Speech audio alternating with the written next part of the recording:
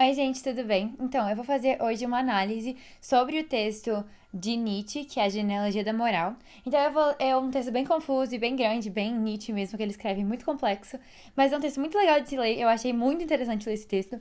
Então, eu vou explicando, tipo, parte por parte que eu dividi pra achar melhor, e depois eu faço a questão da explicação de texto, que é todo aquele esqueminha de qual que é o tema, tese, problemática, etc. Essa explicação de texto em si, eu acho um pouco mais complicada, porque tem que saber exatamente o conceito e às vezes eu acho que uma coisa, mas na verdade é outra. Então eu vou falar aqui só pra vocês terem uma noção, mas depois eu vou conferir com outras pessoas que fizeram pra ver se tá consoante ou se tá muito diferente. E aí eu aviso pra vocês, tipo, eu mando no grupo, alguma coisa assim, eu posto, tipo, o meu esquema certinho pra todo mundo entender. Mas eu acho legal entender o texto primeiro, porque você não consegue achar o tema de um texto sem saber o que ele tá falando, né? Então vamos lá ler esse texto. Enfim, Genealogia da Moral de Nietzsche. Eu dividi em várias partes, como vocês podem ver, e tava grifado muito doido, eu não entendo mais esses grifos que eu fiz. Mas, igual eu mandei a foto, né? Cada parte circulada é uma noção daquela parte da explicação de texto, que é a quinta parte, que é a noção.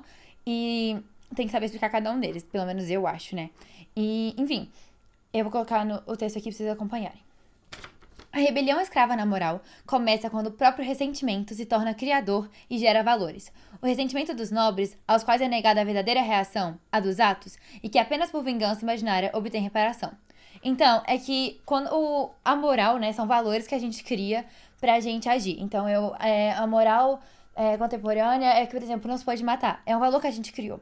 E ele fala que a moral dos ressentidos, que é diferente da moral dos nobres, ela não é criada, ela não cria, ela não fala, vamos criar alguma coisa. É basicamente por pressão. Então, quando é um escravo, começa a apanhar do dono dele, aí ele começa a odiar o dono. Ele não se cria, ela não se constrói, ela é uma reação. E a moral que devia ser uma ação, na verdade, é reação. Então, tudo aquilo que os escravos, os ressentidos, fazem é, na verdade, uma reação ao que é feito com eles. Então, eles não criam nada do zero, eles não têm essa vontade de viver, essa vontade de potência que Nietzsche tanto fala, de que a gente tem que querer, a gente tem que querer viver, etc. Eles não têm isso.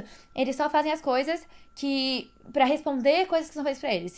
Eles estão na inércia, entendeu? Se fazem alguma coisa com eles, eles vão lá e respondem, mas senão eles ficam parados pra sempre.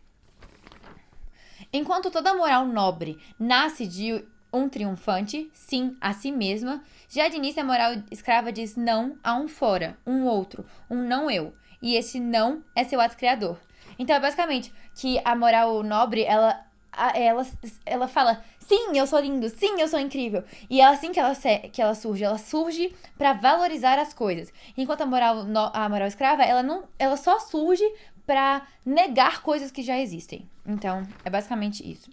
Essa inversão do olhar que estabelece valores, este necessário dirigir-se para fora, em vez de voltar-se para si, é algo próprio do ressentimento. A moral escrava sempre requer, para nascer, o mundo oposto e exterior, para poder agir em absoluto. Sua ação é, no fundo, reação. Então, essa é a parte que eu falei que ele está explicando mais a moral escrava. Que o escravo, ele é diferente do nobre porque a moral, ela cria em vez de responder no nobre, enquanto no escravo ela só é uma resposta. Então, o escravo, ele diz não ao outro, ok? É assim que o ressentimento surge para ele, a moral, né? Agora vamos entrar no que ele fala sobre a moral nobre. O contrário sucede no modo de valoração nobre. Ela age e cresce espontaneamente. Busca seu oposto apenas para dizer sim a si mesmo, com ainda maior júbilo e gratidão. Seu conceito, negativo, o baixo, comum, ruim, é apenas uma imagem de contraste, pálida e posterior em relação ao conceito básico positivo, inteiramente perpassado de vida e paixão. Nós, os nobres, nós, os bons, os belos, os felizes.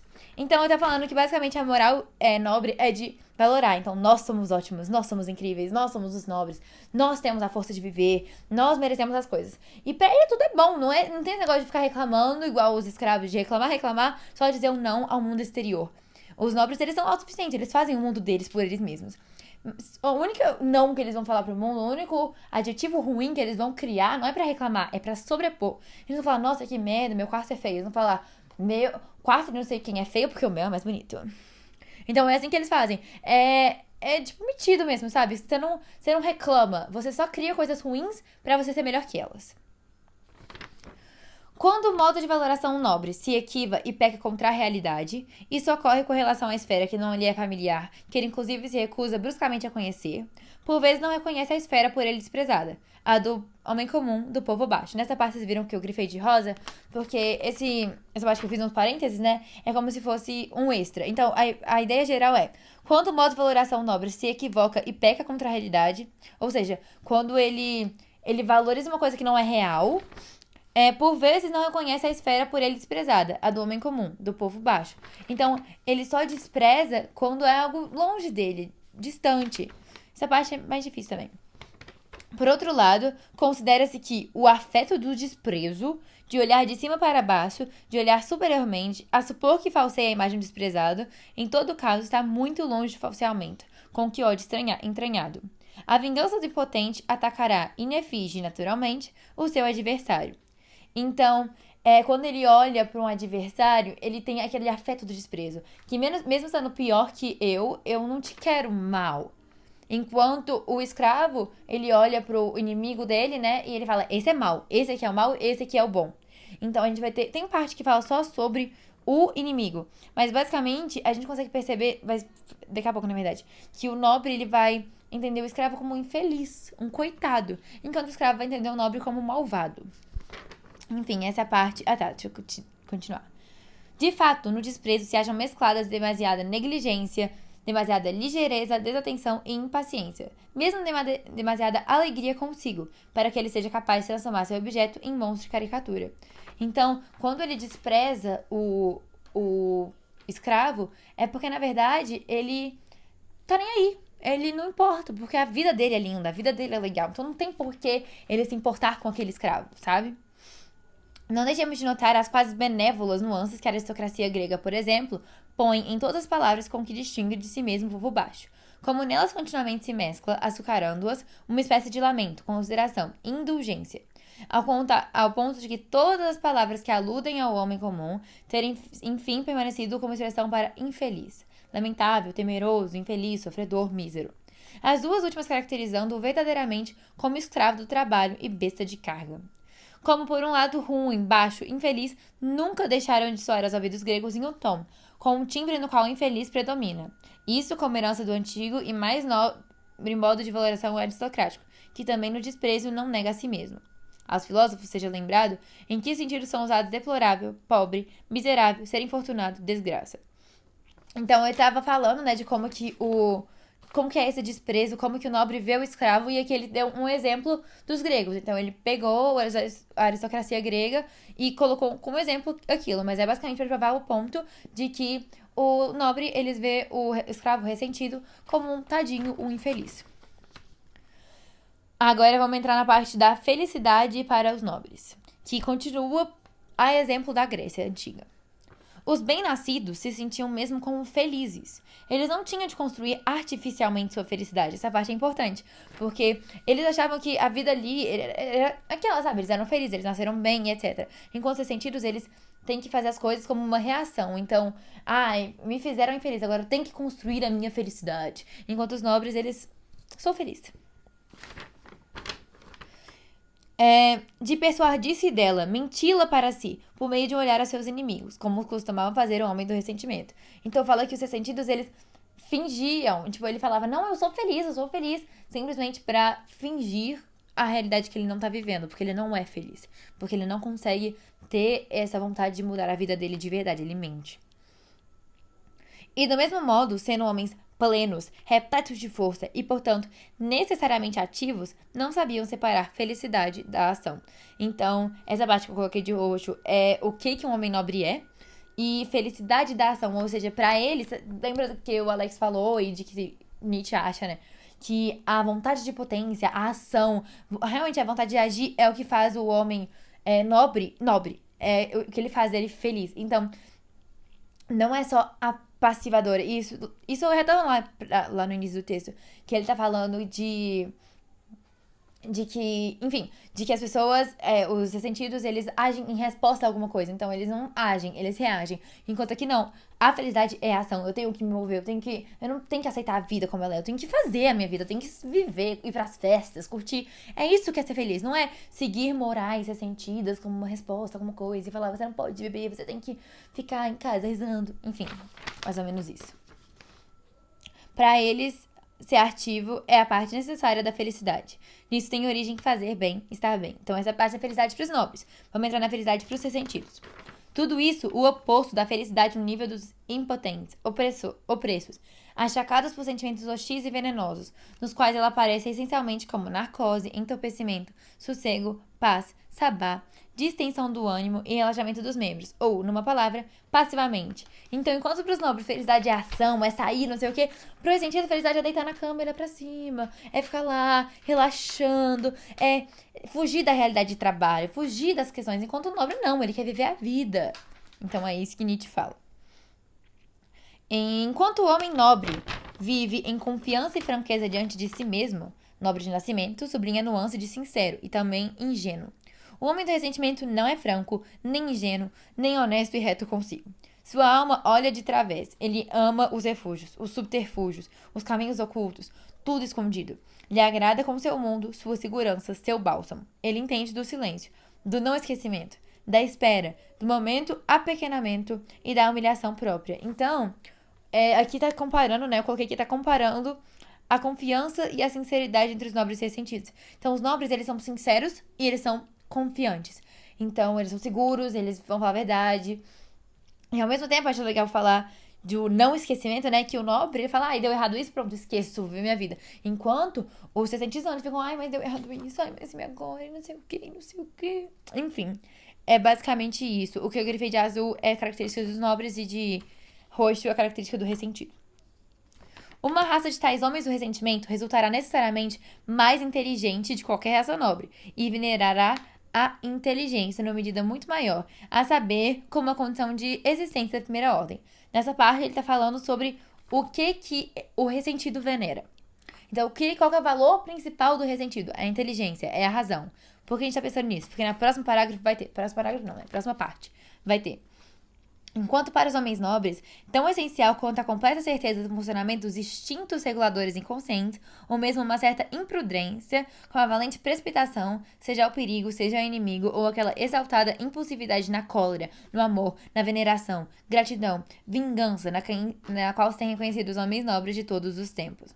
Então, enquanto os ressentidos veneram a inteligência, os nobres, eles vão venerar o instinto, a imprudência, a paixão, sentimentos e emoções mesmo. Então, em vez de, nossa, será que eu devo sair hoje pra festa? Será que eu não tenho que estudar? Nossa, vamos lá, vamos viver essa vida. Inclusive, tava falando, né, que a regra de moral do Nietzsche, apesar dele odiar morais, a regra é, faça as coisas que quando você fizer, que você pudesse repetir a vida inteira sem descansar. Então, devo ou não devo ir na festa? Eu poderia ir pra festa minha vida inteira, eu ia ficar feliz vivendo essa vida? Então pode ir. Ah, mas, e se tá errado? Não tá errado. Tem que fazer o que te faz feliz. É emoção, é sentimento mesmo. Vamos então pra parte do ressentimento no homem nobre. Então, às vezes, o homem nobre, ele pode ficar ressentido. Vamos entender essa parte, que pra mim é a mais confusa de todas, mas enfim. Mesmo o ressentimento do homem nobre, quando nele aparece, se consome e exaure numa reação imediata. Por isso, não envenena. Por outro lado, nem sequer aparece em inúmeros casos em que é inevitável nos imponentes no fraco. Ou seja, às vezes, o homem nobre é ressentido, mas ele não deixa que aquilo se corrompa. É tipo um vírus que o homem nobre, ele é imune. Então, mesmo que seja lá dentro dele, ele não deixa de corromper, não deixa de viver por causa daquilo. Enquanto o ressentido, não. O vírus chega e aparece e traz feridas. Não conseguir levar a sério por muito tempo seus inimigos, suas desventuras, seus malfeitos, inclusive, eis um indício da natureza fortes e plenas em que há um excesso de força plástica, modeladora, regeneradora, propiciadora do esquecimento. No mundo moderno, um bom exemplo é Mirabeau, que não tinha memória para os insultos e baixezas que sofria, que não podia desculpar simplesmente porque esquecia. Então, essa parte é legal também, que é daquilo que eu falei do não esquecimento, né? Então, alguma coisa fez mal pra mim, o Mirabeau, por exemplo, eu esqueci, então ele tava nem aí. Ou ele não via o inimigo dele, né? A pessoa que falava mal dele, como inimigo, porque ele não tava nem aí. Enquanto o ressentido, tudo que ele faz é reação ao inimigo dele, então tudo que ele age é alguém agindo por cima dele e ele recuando, ou seja, te chamei de mal. Aí a moral dele é responder aquilo porque ele só reage às coisas que acontecem na vida dele. O Nobre não. Me chamou de mal. Tô nem aí. Você não é importante pra mim. Eu não tô nem aí pra você. É basicamente isso. E aí a gente consegue ver. Os próximos parágrafos vão ser sobre como que cada um enxerga o inimigo. Enquanto o homem nobre, ele enxerga o inimigo, né? O ressentido, como um tadinho, um triste, um Zé Ninguém. O ressentido, ele enxerga ele como um mal. O mal. Então eu vou ler essa parte pra vocês explicar. Apenas nesse caso é possível, se for possível em absoluto, o autêntico amor aos inimigos. Quando a referência aos inimigos não tem um homem nobre, e tal reverência é já uma ponte para o amor. Ele reclama para si seu inimigo como uma distinção. Ele não suporta inimigo que não aquele no qual nada existe a desprezar e muito a venerar. Então, se ele vê que uma pessoa é melhor que ele não vai ser inimigo, ele não vai ter essa inveja. Ele vai falar, meu Deus, você é lindo. Agora, se a pessoa é desprezo, isso sim, o inimigo do homem nobre é aquele desprezível, é aquele Zé Ninguém, que não tem força pra viver. E aí agora a gente já vê como que é o inimigo do homem ressentido, que é exatamente o contrário. Em contrapartida, imaginemos o inimigo tal como concebe o homem do ressentimento. E precisamente nisso está seu feito, sua criação. Ele concebeu um inimigo mau. O mal. E isso como conceito básico, a partir do qual também elabora, com imagem equivalente, um bom, ele mesmo. Então, enquanto o nobre, ele vê o inimigo dele como um desprezível, não alguém a ser venerado, o homem ressentido, ele olha para o homem nobre e fala, nossa, que melhor que eu. E aí ele fala, mal. E aí eu sou bom. Enfim, esse é o texto. Eu não vou conseguir editar pra colocar os textos na tela, porque senão vai demorar muito. E além de eu ter que sair agora, vai demorar muito pra sair o vídeo pra vocês. Então, enquanto eu baixo o vídeo, eu vou conferir as coisas da explicação. E aí eu já faço outro vídeo fazendo a explicação de texto, explicando o que é. Mas por enquanto, espero que tenha dado pra entender o que o texto tá falando. E aí você consegue fazer a explicação de texto por vocês mesmos. Enfim, valeu.